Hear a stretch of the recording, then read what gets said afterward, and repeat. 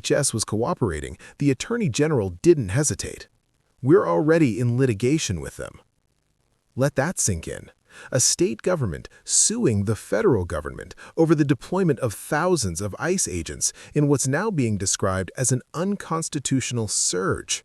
Something called Operation Metro Surge, a move that ballooned federal presence from around 100 officers to as many as 4,000, focusing almost entirely on Minnesota. And according to the lawsuit, this wasn't coordination, it was coercion. A federal storm breaking jurisdictional limits, bypassing oversight, and turning neighborhoods into occupied zones. Yet even amid that chaos, the Attorney General insists on dialogue. We're open to talk, but we're also going to court. Then came the moment that froze the room. He was asked about Alex Preedy, the man shot multiple times by DHS agents, his death captured on video, his name now echoing through every protest in Minneapolis. President Trump had just said he wanted an honest investigation. The Attorney General's response was instant. Good, because we've already gone to court to make sure the evidence isn't destroyed. He revealed that his office had filed for an emergency restraining order, a legal demand to preserve every piece of evidence before it could vanish. The judge granted it, but the battle wasn't over. He was then asked point-blank whether he believed the feds had broken the law. Clearly, he said, I think the feds are breaking the law. That's not speculation, that's an accusation from a state's top law enforcement officer against the federal government itself.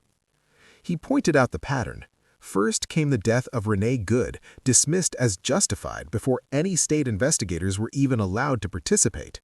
Then came a second shooting, a survivor this time in North Minneapolis. And now, Alex Preedy. 3 cases, 3 lives, and a trail of federal silence. So this time, Minnesota didn't wait. They acted. We're not going to have faith in the system twice and be turned away again, he said.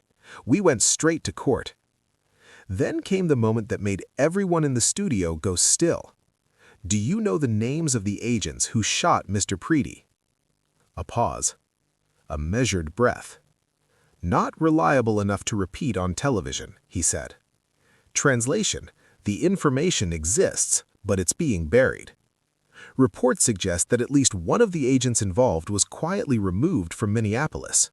When asked if that was true, the Attorney General's tone changed, firm, heavy, almost incredulous. That's what I've heard. I don't have independent verification, but if it's true, it's deeply concerning. Because removing an officer from the jurisdiction of the crime scene isn't just suspicious, it's a classic sign of a cover-up. He said it himself. If you're a professional law enforcement officer who believes you acted within the law, you don't run. You don't hide your badge. You say, here I am. This is my name. This is my number. But that's not what's happening. When asked if he believed the Trump administration was actively removing the shooter to avoid state prosecution, his answer was chillingly direct. I can only come to that conclusion. They can prove me wrong by bringing them back.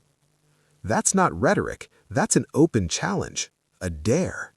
Because the federal government still has the bullet